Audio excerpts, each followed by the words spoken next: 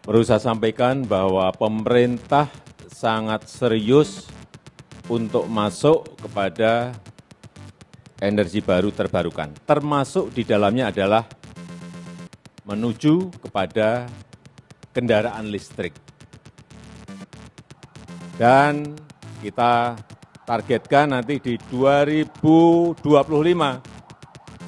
2 juta kendaraan listrik bisa digunakan oleh masyarakat kita Indonesia, dan selanjutnya kita akan menuju ke pasar-pasar ekspor.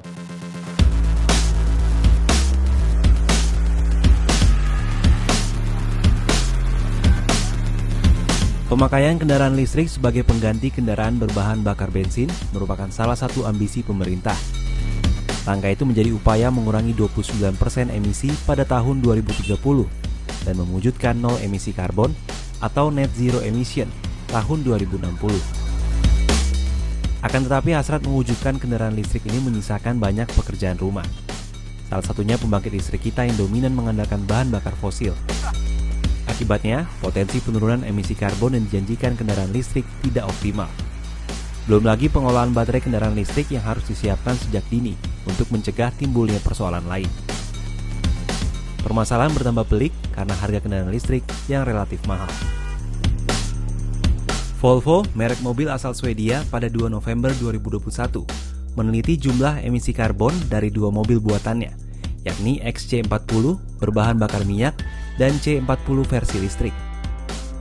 Hasil penelitian menunjukkan, dalam proses pembuatan mobil C40 listrik, termasuk baterainya, 70% lebih beremisi dibandingkan XC40 berbahan bakar minyak. Volvo juga menyebut bahwa total emisi yang dihasilkan dari pembuatan hingga penggunaan satu mobil XC40 berjenis BBM per 200.000 km adalah 59 ton CO2.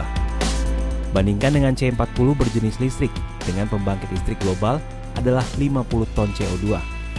C40 berjenis listrik dengan sumber daya listrik Eropa adalah 42 ton CO2. Dan C40 berjenis listrik dengan pembangkit listrik ramah lingkungan tenaga angin hanya 27 ton CO2.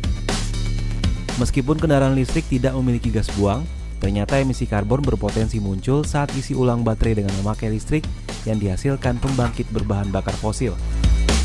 Mobil listrik akan jauh lebih ramah lingkungan apabila pembangkit listrik yang digunakan juga memakai energi ramah lingkungan. Faktanya, berdasarkan statistik PLN 2021, sebanyak 62% sumber energi Indonesia berasal dari pembangkit listrik tenaga batu bara.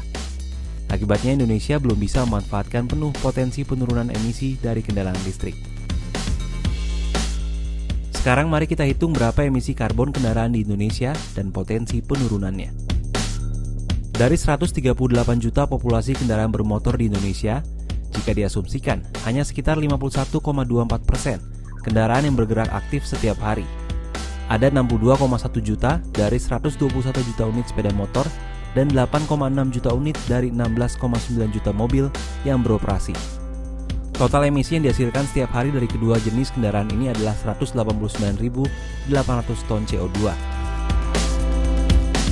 Kemudian, apabila sumber listrik Indonesia 100% dari energi yang tergolong hijau, transisi ke kendaraan listrik memunculkan potensi penurunan emisi hingga 69,2 juta ton tiap tahun.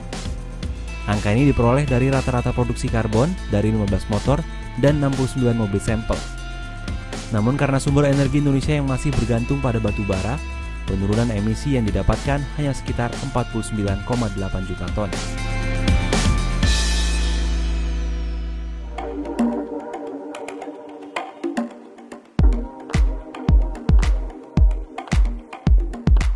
Untuk memaksimalkan potensi penurunan emisi, masyarakat tentu harus beralih ke kendaraan listrik juga. Namun pengalihan ini tidak mudah. Sekarang kita simak hitung-hitungan harga dan biaya operasional kendaraan listrik.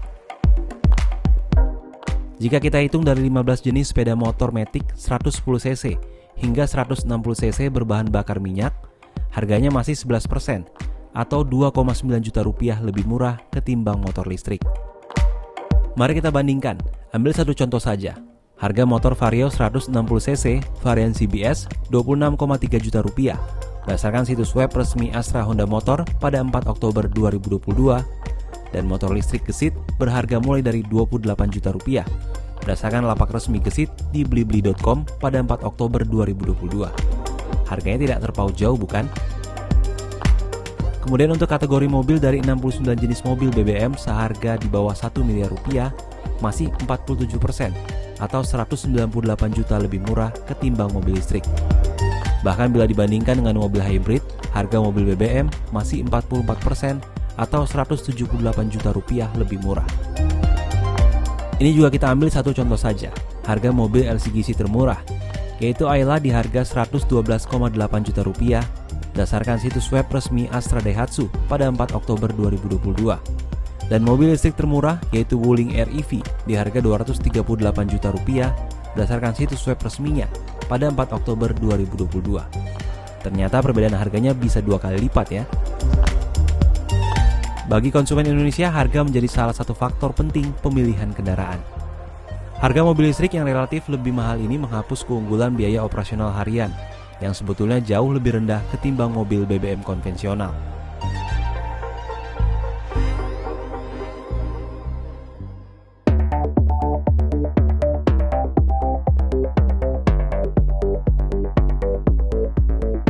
Jika kita menghitung penggunaan selama 5 tahun atau sekitar 100.000 km, biaya operasional mobil listrik yang terdiri dari perawatan, konsumsi energi dan pajak, secara rata-rata membutuhkan biaya 23 juta rupiah. Ini lebih rendah sekitar 76% atau 74 juta rupiah ketimbang biaya operasional mobil BBM konvensional yang dapat mencapai 97 juta rupiah untuk periode yang sama.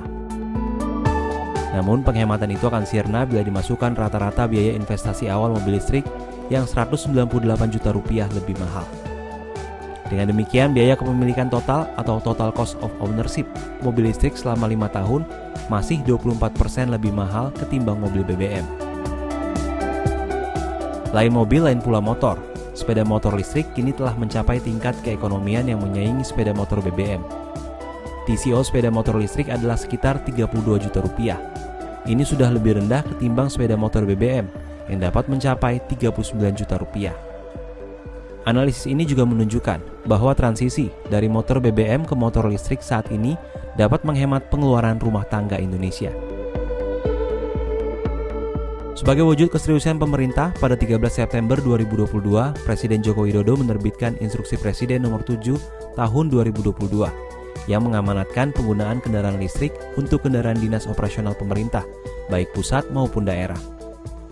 Jika kita melihat lebih jauh lagi, jika seluruh penggunaan kendaraan bermotor memakai kendaraan listrik, beban subsidi BBM dapat berkurang sekitar 71,7 triliun rupiah. Alokasi keuangan negara bisa dialihkan ke sektor yang lebih penting lagi dan ramah lingkungan tentunya.